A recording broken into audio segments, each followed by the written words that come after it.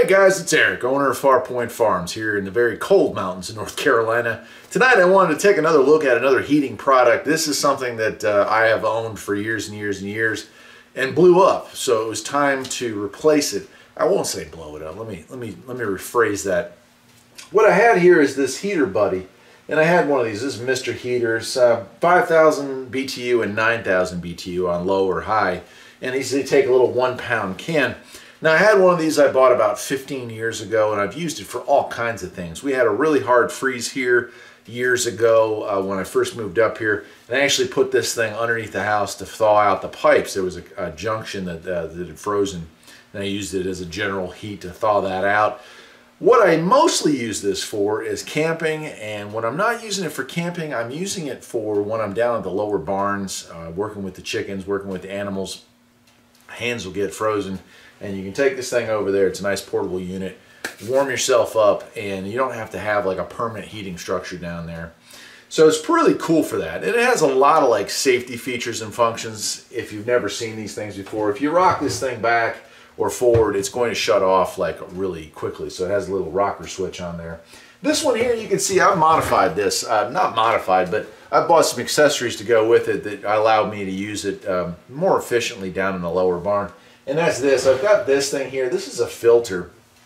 And I really feel like that's what killed the old one, is I didn't have a filter on it.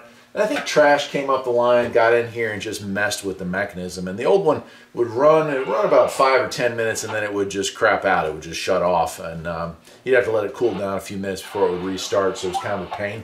Let me go ahead and turn the radio down. There we go. So anyway, like I said, this is a very portable unit. On the back side, if I turn this around, it's got hooks. So you can actually mount this in a camper, which I have done before in life. I have my little truck camper that I built. I've never even shared pictures of that with y'all, but I had my van, which I did share pictures of my stealth camper van that I had for years.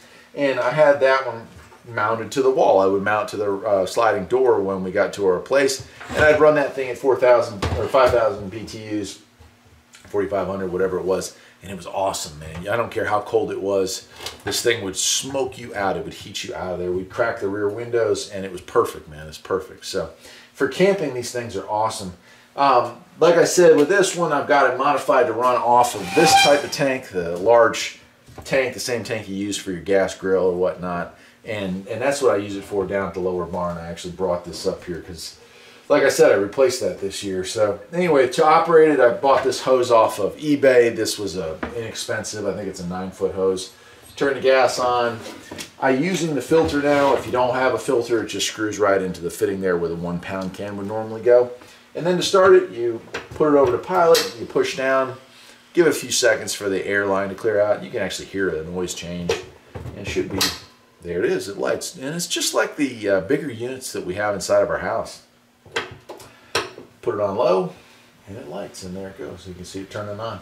It's quiet. It just radiates the heat. It doesn't have to have any kind of fan blowing it around, so no batteries needed.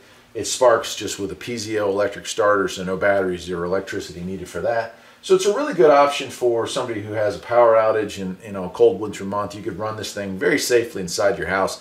It puts off no emissions. This is 99-point-something% efficient. The only thing that it gives off as a byproduct of its burn is water. And in most very cold locations, the air is very dry. You get your cracked hands and cracked lips and all that stuff. So putting a little moisture back in the air is actually a great thing. So yeah, it's just a really neat little setup. Probably you've heard of these before. I don't know if you're considering buying one. I can tell you that they're highly reliable. The one that I had that I just threw away here a couple months back, I bought that probably in 2004, 2005, so very long lasting, you know, just shy of 20 years. And if I had taken better care of it, it probably would have lasted my entire rest of my life, which hopefully will be at least another 20 years, give or take. This one here I expect to last me well through into retirement.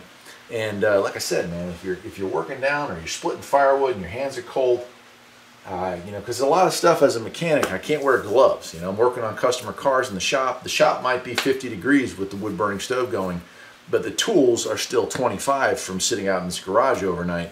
And that cold hands, cold metal, cold cars, cold engines, it's nice to be able to stop for a second, walk over, and just use that radiant heat to thaw your hands out. So something you may or may not have known about.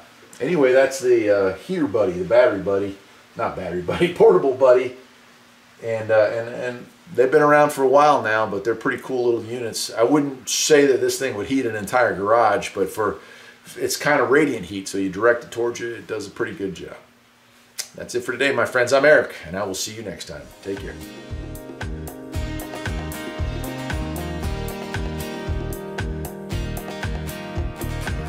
There's always something